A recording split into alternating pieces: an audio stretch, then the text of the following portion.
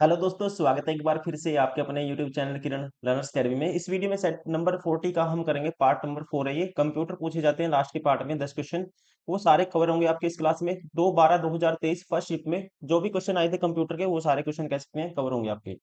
इससे पहले हमने 45 क्वेश्चन की सीरीज स्टार्ट की थी दोस्तों। इसमें से हमने 39 क्वेश्चन हम कंप्लीट कर चुके हैं और ये है सेट नंबर 40। हर सेट में जैसे कि 100 क्वेश्चन रहते हैं। पहले पार्ट में जीके 50 क्वेश्चन, सेकंड पार्ट में कवर किया था हमने, फिर इसका रीजनिंग 51 टू 75 25 क्वेश्चन थे, और फिर 76 टू 90 तक हमने कवर किया था इसका मैथ, और लास्ट के पार्ट में 91 टू 100 ईव रहने वाला है कंप्यूटर। अगर आप ये सारे क्वेश्चन दोस्तों लगा लेते हो, आपका सिलेबस का कोई भी ऐसा पार्ट नहीं होगा जो रिवाइज नहीं होगा। सारा सिलेबस तो रिवाइज होगा, एग्जाम का पैटर्न भी आपको पता लगेगा, और डायरेक्ट गारंटी है इस चीज की, डायरेक्ट क्वेश्चन आपको एग्जाम में मिलेंगे सेम टू सेम। क्योंकि क्वेश्चन कहीं से नहीं बनेंगे, यहीं से बनेंगे पीवाईक्यू से। सारे पीवाईक्यू इतने सारे 45 क्वेश्चन इतने सारे हो जाते हैं कि मोस्टली बहुत सारे क्वेश्चन रिपीटेशन होगा ही होगा क्वेश्चन एग्जाम में। तो चलिए भी स्टार्ट करते हैं। सेट नंबर 91 का computer, part number 4। In MS Word 365 which of the following shortcut key used is use to go to the beginning of the document. अगर आपको डॉक्यूमेंट के, आप मतलब कुछ भी राइट कर रहे हो, आपको स्टार्टिंग में जाना है, डॉक्यूमेंट के स्टार्टिंग में जाना है, तो उसके लिए यूज करते हैं राइट आंसर होगा option third, control plus home का। एंड में जाना है दोस्तों, तो एंड के लिए यूज करते हैं, डॉक्यूमेंट के एंड में जाना है, कंट्रोल प्लस एंड का यूज करते हैं। डिलीट का मतलब क्या है? डिलीट, कंट्रोल प्लस अगर डिलीट करोगे, कर्सर के ठीक बाद वाला जो वर्ड है वो डिलीट हो जाता है। कर्सर के ठीक बाद वाला वर्ड डिलीट हो जाता है कंट्रोल प्लस डिलीट से। कंट्रोल प्लस INS, क्या कहते हैं, कंट्रोल प्लस INS, ये क्या करता है? ये हाईलाइट किए गए टेक्स्ट को क्लिप बोर्ड में कॉपी कर देता है। सबका पता होना चाहिए आपको, लेकिन क्वेश्चन में पूछा है किसका।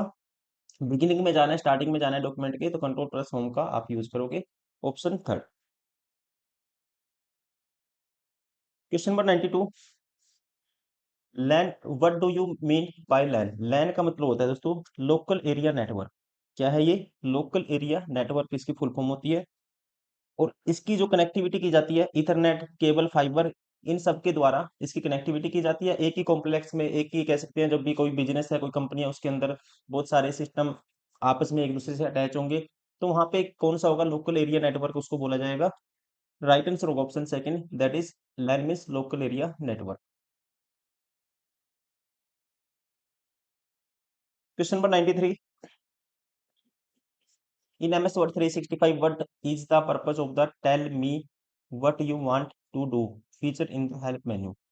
MS Word 365 में हेल्प मेन्यू के अंतर्गत मुझे बताएं कि आप क्या करना चाहते हो। Tell me what you want to do, सुविधा का उद्देश्य क्या होता है? ये ऑप्शन आता है हेल्प मेन्यू में। हेल्प मेन्यू में अगर आपको कोई भी हेल्प चाहिए, कह सकते हैं किसी भी एप्लीकेशन के अंदर कोई कमांड आपको देनी है, आपको पता नहीं है, तो उसके लिए इसका यूज किया जाता है। Right answer of option second, कह सकते हैं यह त्वरित पहुंच के लिए हाल ही में दस्तावेजों की एक सूची प्रदान करता है। मतलब it allows you to search for specific commands and features within the application. Question number 94। Which of the following is used to save text temporarily when it is copied or cut in MS Word 365? तो यहाँ पे use होता है दोस्तों clip board का। जो भी आपने हाल फिलहाल में जो भी ऑपरेशन किए हैं, जो भी टास्क आपने परफॉर्म किए हैं, तो वो सारे कहाँ पे परफॉर्म मतलब कि सेव हो जाते हैं? क्लिप बोर्ड में वो सेव हो जाते हैं।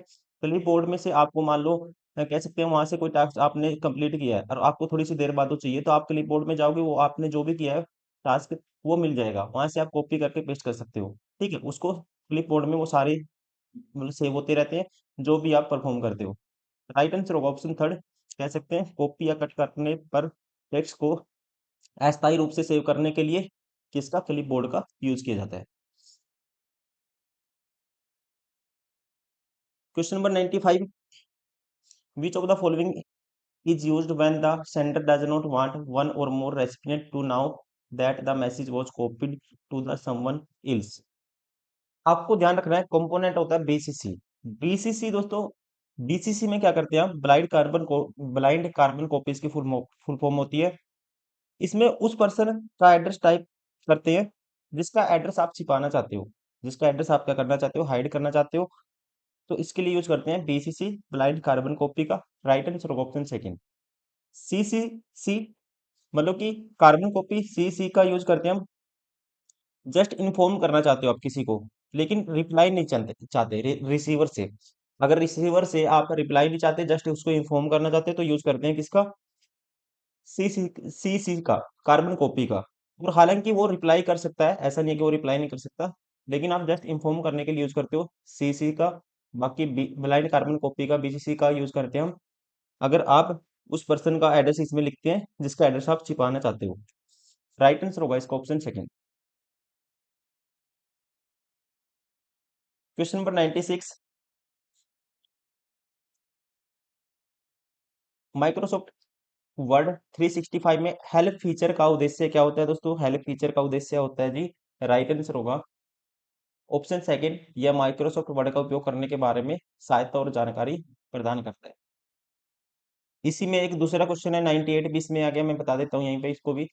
एमएस एक्सेल 365 में तीसरी पंक्ति मतलब थर्ड रो और पांचवें कॉलम में स्थित सेल को कैसे रेफरेंस सेल रेफरेंस कैसे बताएंगे उसका आप? जैसे ये होते हैं, ऐसे बने होते हैं दोस्तों, ए बी सी, ये होते हैं कॉलम, और ऐसे होती है number of row.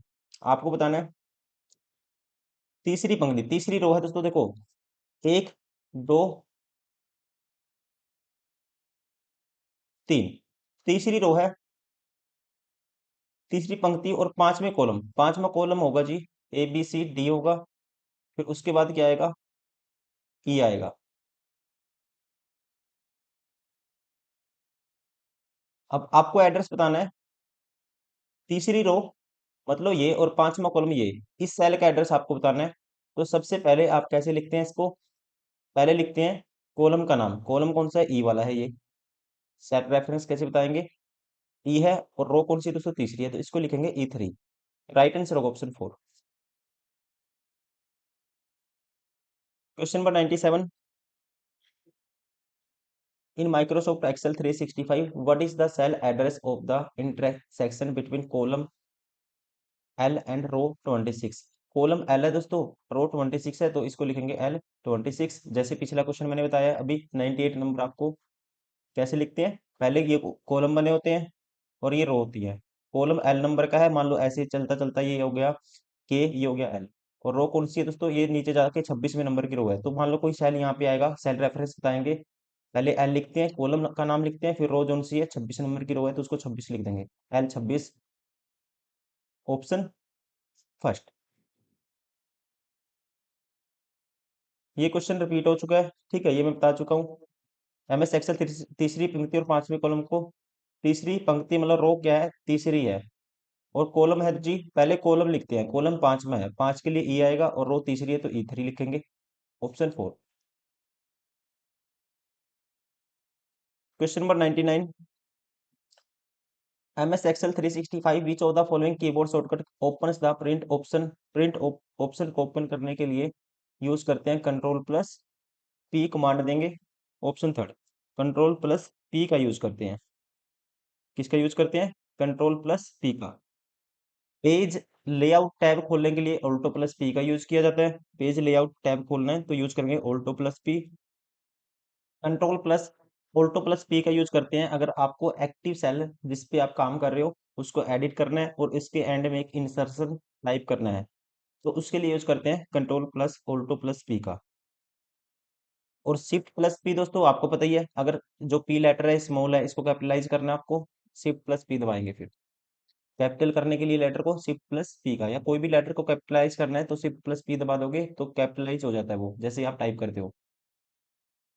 Right answer होगा प्रिंट के लिए control plus P, option third. Question number 100। Which of the following option can be used in MS Word 365 if you want to save your document in another location with the same or different name? से आप other location पे save करना चाहते हो तो use किया जाता है सेव हैज का। ये क्वेश्चन बहुत बारी रिपीट हो चुका है, राइट आंसर होगा ऑप्शन 4।